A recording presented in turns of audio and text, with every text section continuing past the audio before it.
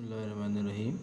Question is, how many electrons should be removed from a coin of mass 1.6 gram so that it may just float in an electric field of intensity 10 power 9 meter per Newton per coulomb directed upward. Question important है और board में आने के लिए बहुत ज़्यादा important है। आइए इसको फिगर से पहले हम लोग समझते हैं। हमको यहाँ पर एक कॉइन दिया गया है। कॉइन आप देखते हैं, कॉइन नॉर्मल सा कॉइन, उसका वेट मास दिया गया है हमें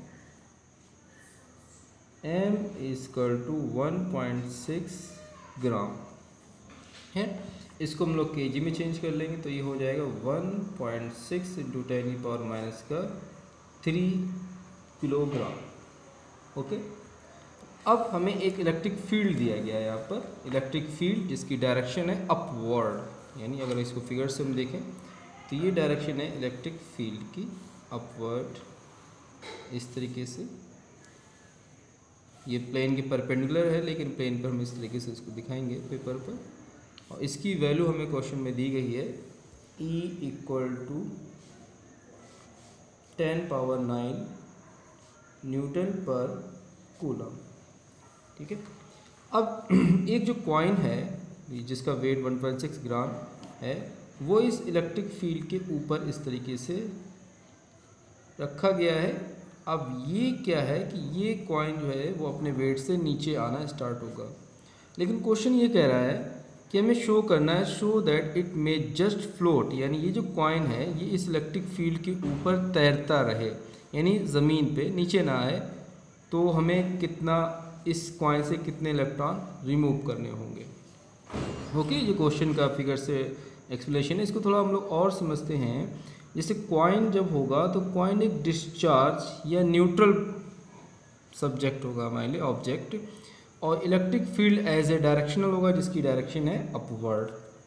ठीक, अब जब तक इस कॉइन से हम लोग इलेक्ट्रॉन रिमूव नहीं करेंगे तब तक इस पर पॉजिटिव चार्ज नहीं आएगा। ये बात आप समझ लीजिए कि जब किसी सबस्टेंस या मेटल या मेटेलिक से जब इलेक्ट्रॉन रिमूव होते हैं तो उस पर प्लस चार्ज आता है। तो अगर इस कॉइन से हम इलेक्ट्रॉन को रिमूव करेंगे तब इस कॉइन पर पॉजिटिव चार्ज आएगा। और इलेक्ट्रिक फील्ड की डायरेक्शन आप देखिए डाउन टू अपवर्ड की तरफ है, यानी इस तरीके से ऊपर हम देखें ऐसे परपेंडिकुलर डायरेक्शन होगा। तो ये पॉजिटिव से नेगेटिव की तरफ,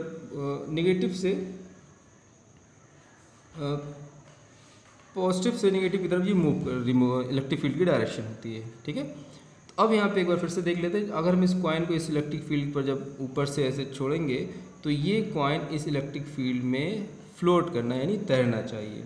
तो यहाँ से नंबर ऑफ इलेक्ट्रॉन्स, यानी कितने इलेक्ट्रॉन हम लोग को इस कॉइन से रिमूव करने होंगे, नंबर ऑफ इलेक्ट्रॉन यहाँ पर हमसे क्वेश्चन में पूछा जा रहा है।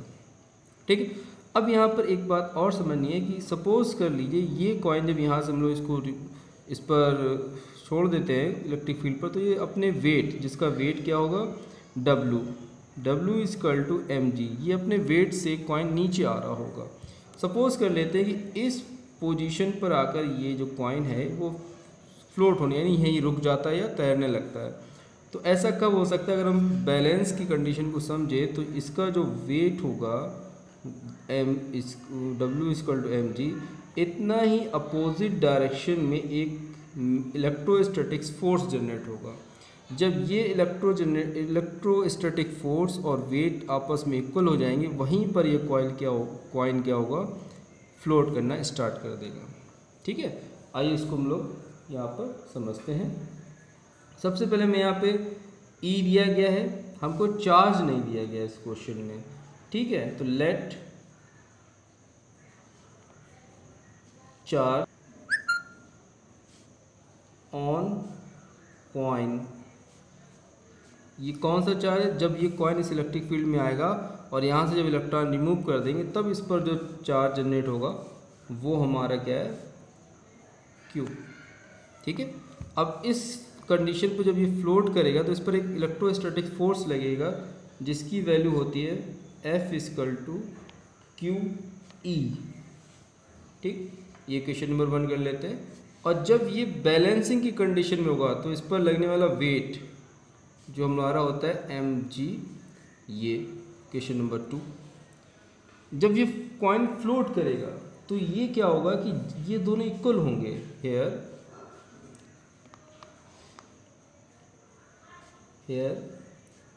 Just float in an electric field, the coin should experience an electric force equal to its weight। ये बहुत इम्पोर्टेंट बात है, इसी बात से आपका क्वेश्चन यहाँ पे सॉल्व होगा। That is F equal to W। Okay, force की वैल्यू क्या होती है QE, और ये आपका क्या है mg। चार्ज हमें जनरेट नहीं है, लेकिन हमें क्वांटाइजेशन ऑफ चार्ज के बारे में पता है, यानी इस Q के रिप्लेसमेंट में लिख सकते हैं NE multiply by capital E।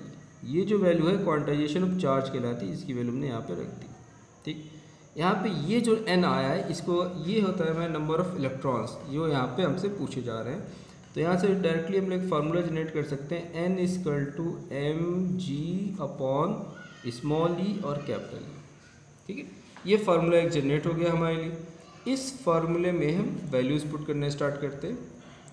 Now m is equal to 1.6 into 10⁻³ g constant 9.8 whole upon E charge on electron यानी 1.6 into 10⁻⁹ into capital E 10⁹। Okay, अब calculation is very simple. 1.6 and 1.6 is okay a 1 minute. Charge on electron 1.6, हाँ ठीक है। तो ये और ये same है, कट जाएगा 1 टाइम। ठीक है, अब पावर बैलेंस करनी है।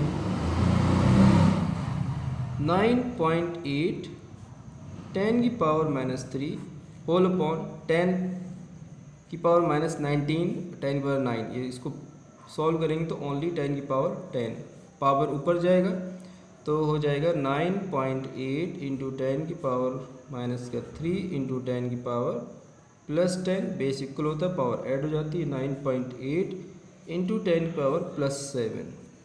ओके, तो ये आपके नंबर ऑफ इलेक्ट्रॉन्स आ गए हैं। ये नंबर ऑफ इलेक्ट्रॉन्स जब इस कॉइन से निकल जाएंगे तब ये कॉइन उस इलेक्ट्रिक फील्ड में फ्लोट करने लगेगा। क्वेश्चन देख लीजिएगा, सिंपल है। एक बार इसको फिर से रिवाइंड कर देते हैं।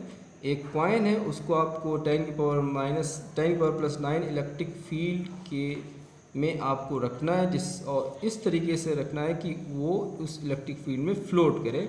तो इस कंडीशन में इसमें से कितने नंबर ऑफ इलेक्ट्रॉन्स निकल जाएंगे उनके बारे में आपको बताना है। तो ये आपकी कंडीशन थी। आई होप आपको क्वेश्चन और उसका सोल्यूशन समझ में आया होगा। लाइक, शेयर और सब्सक्राइब करना ना भूलिएगा। और एक इम्पोर्टेंट बात, कमेंट बॉक्स में कमेंट ज़रूर करें। Thank you.